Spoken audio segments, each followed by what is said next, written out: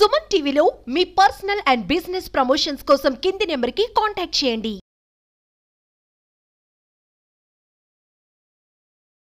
శ్రీ ధన్వంతరి నమః. సుమన్ టీవీ ప్రేక్షకులకు Sridevi Ayurveda hospital doctor YV Satyanarayana నమస్కారములు. ఈరోజు ఆయుర్వేద వైద్య విధానము యొక్క ఘనత ప్రపంచానికి అందరికీ ఇప్పుడే తెలుస్తున్నది. ఆయుర్వేదకి మూల పురుషుడు చరక సంహిత సుశ్రుతుడు. What is health as per Charaka Samhita ప్రకారం హెల్త్ అంటే ధర్మార్థ కామ మోక్షణం ఆరోగ్యం మూలముత్తమం అని చరకుడు చెప్పాడు.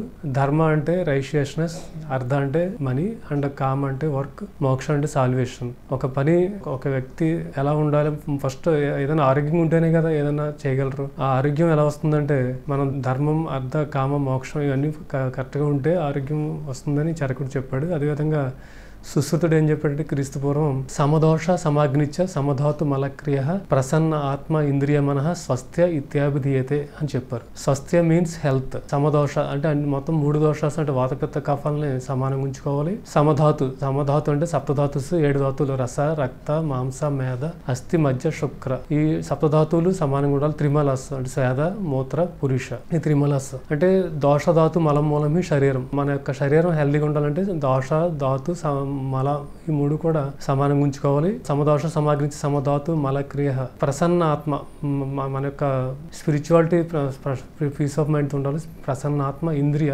సెన్సరీ ఆర్గన్స్, మనకి ఇంద్రియ మనస్సు ఇవన్నీ కూడా మనకి హెల్దీగా ఉంచుకోవాలంటే ఇవన్నీ కూడా సమానంగా ఉంటేనే స్వస్థ అని సుశ్రుతుడు చెప్పాడు. సుశ్రుతుడు ఏం చెప్పాడో మన యొక్క world health organisation nowadays health definition కూడా అదే చెప్పారు. అదేంటంటే health is defined as a physically mentally spiritual and socially well being అని మన వరల్డ్ హెల్త్ ఆర్గనైజేషన్ వాళ్ళు ఇచ్చింది. క్రీస్తు పూర్వం మన సుశ్రుత మహర్షి ఇచ్చింది. 2 ఈక్వల్ అయిందనమాట. అది మనం ఇప్పుడు తెలుసుకుంటున్న హెల్త్ డెఫినేషన్ కానీ క్రీస్తు పూర్వమే మనకి సుశ్రుత సంహితలో ఈ హెల్త్ డెఫినేషన్ క్రీస్తు పూర్వమే ఇవ్వడం జరిగింది. కానీ మన యొక్క ఆహారపు అలవాట్లు, వ్యవహార శైలి, ఈ ఇంప్రాపర్ ఫుడ్ అండ్ యాక్టివిటీస్ వల్ల ఇన్ని వ్యాధులకి కారణాలు. చిన్న వయసులోనే హార్ట్ అటాక్స్, కార్డియాక్ ప్రాబ్లమ్స్, అదేవిధంగా బ్రెయిన్ స్ట్రోక్స్ ఇవన్నీ రావడానికి కారణం ఏంటంటే ఇంప్రాపర్ ఫుడ్ అండ్ యాక్టివిటీస్. మన యొక్క జీవన శైలి సరిగా లేకపోవడం వల్ల ఈ రోజు చాలా మంది చిన్న వయసులోనే డయాబెటిక్స్ అవడానికి, వీటిని మనం నివారించడానికి ఈ ఫాస్ట్ ఫుడ్స్, జంక్ ఫుడ్స్, అదేవిధంగా పన్నీర్ కర్రీ, పాలని వెరగొట్టి ఆహారంగా తీసుకోవడం చాలా అనారోగ్యకరమైన హేతువులు.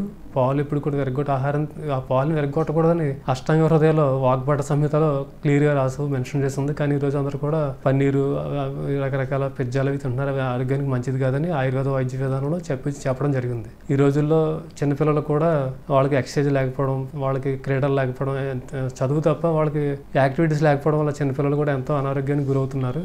చిన్నపిల్లలు కూడా వాళ్ళు చిన్న వయసులోనే డయాబెటీస్ వాళ్ళకి జూనియర్ డయాబెటీస్ రావడం జరుగుతుంది. లేక్ ఆఫ్ ఎక్సర్సైజ్ వల్ల, స్ట్రెస్ రిలేటెడ్ వల్ల కూడా. సో వీటన్నింటికి ఆయుర్వేదం ఏం చెప్తుందంటే దినచర్య ఋతుచర్య అని చెప్తుంది. దినచర్య అంటే మనం ఉదయం నుంచి సాయంత్రం వరకు ఏం చేయాలి, ఏం చేయకూడదు అని క్లియర్గా దినచర్యలో ఉంటుంది. ఋతుచర్య అంటే మనకు 6 ఋతువులు ఉంటాయి. శిశిర, వసంత, గ్రీష్మ, వర్ష, శరత్, హేమంత్. ఒక ఋతువుకి వచ్చి 2 నెలలు అనమాట. అంటే ఏ ఋతువులో ఏమి చేయాలి, ఏ ఋతువులో ఏమి చేయకూడదు ఇవన్నీ కూడా కరెక్ట్గా చేస్తే మన యొక్క మన యొక్క ఆయుష్ కాలం ఎంతో పెరుగుతుంది. పూర్వకాలంలో ఆ రోజుల్లో అంతకాలం జీవించడానికి వాళ్ళు అంత ఆరోగ్యంగా ఉండడానికి కారణం ఇవన్నీ వాళ్ళు ఫాలో అయ్యేవారు. ప్రస్తుతం అంత స్ట్రెస్ఫుల్ లైఫ్ అందరికీ కూడా స్ట్రెస్, టార్గెట్స్ వీటన్నింటి వల్ల చాలా ఎర్లీ ఏజ్లోనే ఓల్డ్ ఏజ్ కంప్లైంట్స్ రావడం జరుగుతుంది. ఈ ఓల్డ్ ఏజ్ని నివారించడానికి అంటే ఓల్డ్ ఏజ్లో వచ్చే వ్యాధులు నివారించడానికి అవి మన ఆయుర్వేదంలో వయస్థాపన ఔషధాలు ఉంటాయి అనమాట. వయస్థాపన అంటే యాంటీ ఏజింగ్ మెడిసిన్స్ అనమాట. యాంటీ ఏజింగ్ మెడిసిన్స్ ఉంటాయి. ఇవి యాంటీ ఏజింగ్ని మనం ఏజింగ్ ప్రాసెస్ని ఎలా మనం అధిగమించాలో ఆయుర్వేదంలో చక్కగా వివరించడం జరిగింది. మనకి ఆయుర్వేదంలో చరక సంహితలో రసాయన చికిత్సలు ఉంటాయి. రసాయన చికిత్సలు అంటే యాంటీ ఏజింగ్ ప్రాసెస్ ట్రీట్మెంట్స్ అనమాట. దానికి మన ఆయుర్వేదంలో యాంటీ ఏజింగ్ ట్రీట్మెంట్స్ చాలా చక్కగా వివరించడం జరిగింది. మన ఇంటి దగ్గరే యాంటీ ఏజింగ్ ట్రీట్మెంట్ ఏంటంటే ఒక చిట్కా మీకు వివరించడం జరుగుతుంది.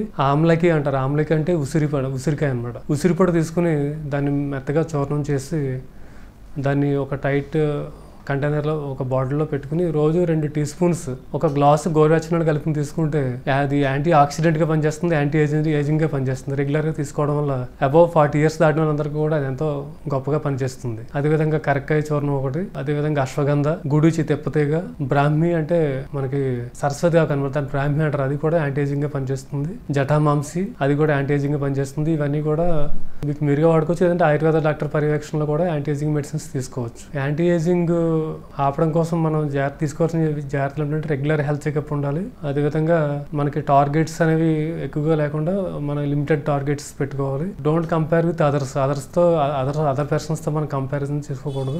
మన యొక్క స్టామినాని బట్టి మన యొక్క హెల్త్ని చూసుకుంటూ కాపాడుకుంటూ ఆరోగ్యం ఎప్పుడు కూడా పాడవద్దు. అదేవిధంగా రెగ్యులర్ ఎక్సర్సైజ్, రెగ్యులర్గా వ్యాయామం చేయాలి. రెగ్యులర్గా ప్రాణాయామము, అదేవిధంగా ధ్యానము, మెడిటేషన్ ఇవన్నీ చేసుకోవడం వల్ల ఎంతో ఆరోగ్యంగా ఉండవచ్చు. యోగాసనాలు కూడా చేయడం వల్ల, సూర్య నమస్కారాలు ఇవన్నీ చేయడం వల్ల మన యొక్క ఆరోగ్యాన్ని ఎంతో చక్కగా ఉంచుకోవచ్చు. అదేవిధంగా బ్యాలెన్స్డ్ డైట్ తీసుకోవాలి. బ్యాలెన్స్డ్ డైట్ అంటే ఆయుర్వేదంలో డైట్కి మొత్తం మనకి షడ్రసాలు ఉంటాయి, 6 టేస్ట్స్ ఉంటాయి. అవి మధుర, ఆమ్ల, లవణ, కటు, తిక్త, కషాయ. అంటే 6 రుచులు. అంటే మధుర అంటే తీపి, ఆమ్ల అంటే పులుపు, మధురామ్ల, లవణ అంటే సాల్ట్, మధురామ్ల, కటు అంటే కారం, తిక్త అంటే చేదు, కషాయం అంటే వగరు. ఈ 6 రుచులు కూడా సమానంగా తీసుకోగలగాలి.